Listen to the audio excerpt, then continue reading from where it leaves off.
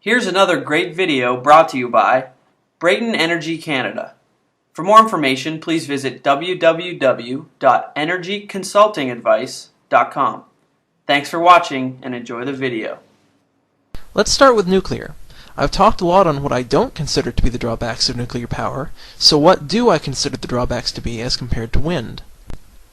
As a general rule, the bigger a nuclear power reactor is, the more efficient it is.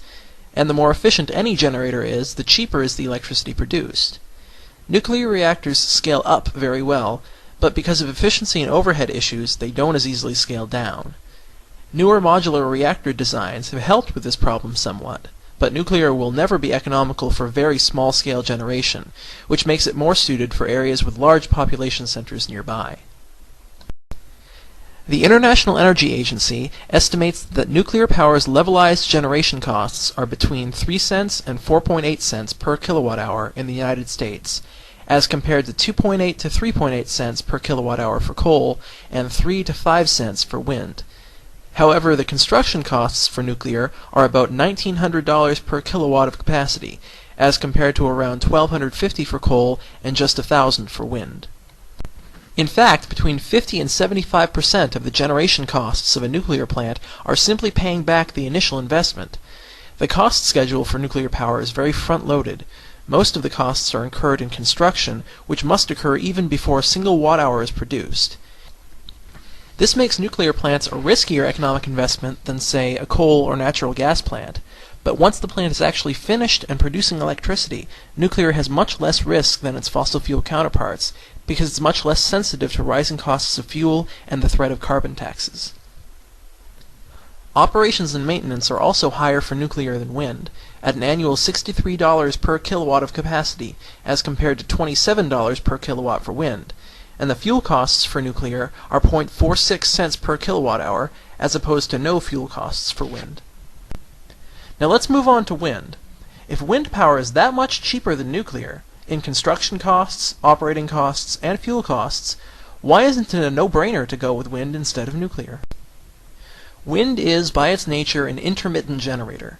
The turbines will only generate power when the wind is blowing and the blades are spinning. In the United States, which has some of the best wind potential out of all countries surveyed by the IEA, wind turbines' capacity factor only averaged around 33%. What does that mean? Well, if you had a generator that was rated at 300 watts, and you ran it for 1 hour, in an ideal world you would produce 300 watt-hours of energy. This would be at a 100% capacity factor, meaning the actual energy generated was 100% of the maximum capacity of generation. On average, though, a wind turbine rated at 300 watts only generates 100 watt-hours of energy per hour.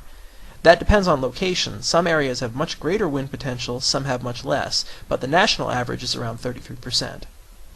This is much lower than nuclear's capacity factor, which averages over 90% in the United States. This means that in order to get the same amount of energy in the same amount of time, you'd need to install 2 to 3 times as much wind capacity as you would nuclear, which largely cancels out the cost advantages that wind has over nuclear. The intermittent nature of wind also leads to another issue. We can't control when the wind is blowing, and we largely can't control when electricity demand will rise and fall, though we can predict both to some accuracy. This leads to problems when the electricity generated by the wind can't be immediately used. That extra electricity is just discarded and wasted. Or when there is more demand at a given time that can be met by current wind speeds. There's simply no way to pick up the slack. The most obvious solution to this would be to store excess generated energy and keep it stored until the times of higher demand. Unfortunately, we don't have any cost-effective way to store large amounts of energy yet. I'll explain the advantages and drawbacks of different types of energy storage in a later video, but it's enough to say that large-scale energy storage is too expensive and too inefficient to be an option for now.